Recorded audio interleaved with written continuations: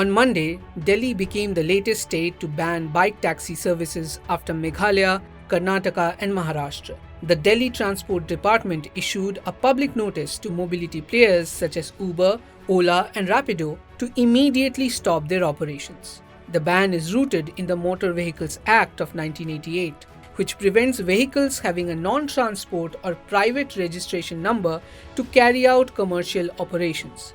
There is no provision for two-wheelers to seek a license for registering and operating as a bike taxi.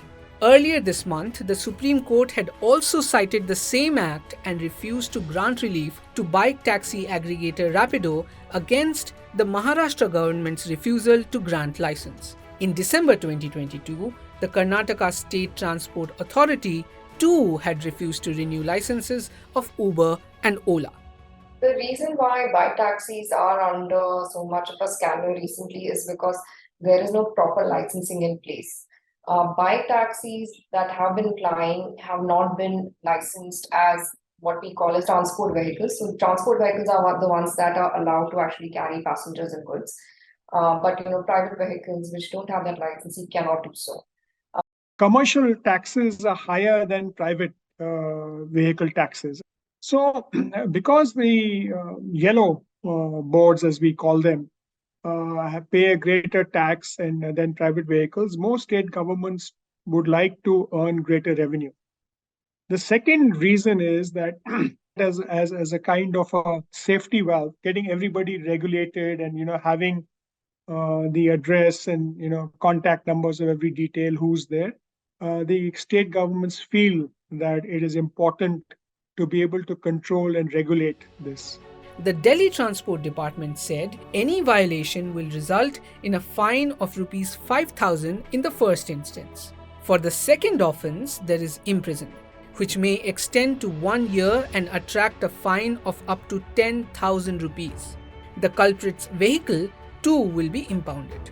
Bike taxis gained popularity during and after the pandemic when public transport services like metro and buses were running with limited seating capacity.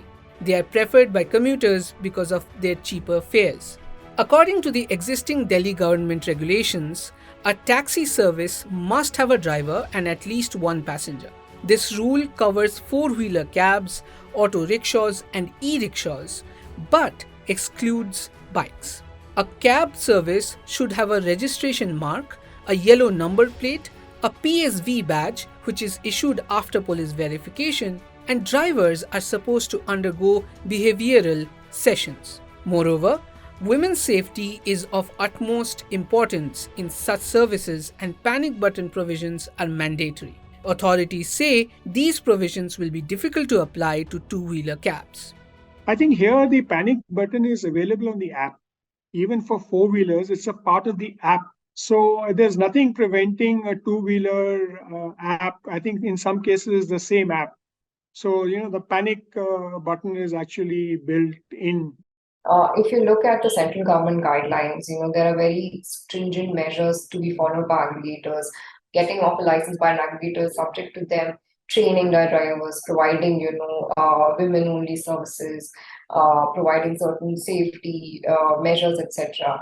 And, it is absolutely open for an aggregator to integrate that through their apps. But, at the same time, in order for creating a safe environment and, having trained, skilled drivers with the apps have to take into account these requirements. Joshi also believes states must therefore come up with comprehensive policies for setting up aggregator services. The bike taxi services we're looking at are supposed to be done through aggregator type services. However, no aggregator licenses have been issued because the states themselves have not come out with the policies for setting up these aggregator systems within the states. But as the Bombay High Court said that if you're complaining that there's no policy, it's really within your control and within your remit to actually set up that policy. Chinoy says that instead of different guidelines for each state, there should be a national regulatory model.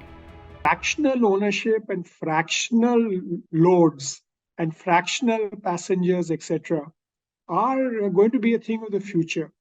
National level, if they can come out from a model act or a model regulatory framework like touch regulatory framework, covering things like registration, safety, insurance, and then the states actually implementing it. Because if each state starts doing it independently, then you might have a spaghetti bowl of different type of regulations across different states. Experts are clear, therefore, that banning two-wheeler cab services is not the answer. Instead, both the aggregators as well as the government authorities must evolve towards an ecosystem of fractional services. And a national regulatory model seems to be the need of the hour. If you like this video, share it and subscribe to Business Standard. For more news, views and insights, log on to www.business-standard.com. Do also follow us on YouTube, Twitter, Facebook, Instagram, Telegram and LinkedIn.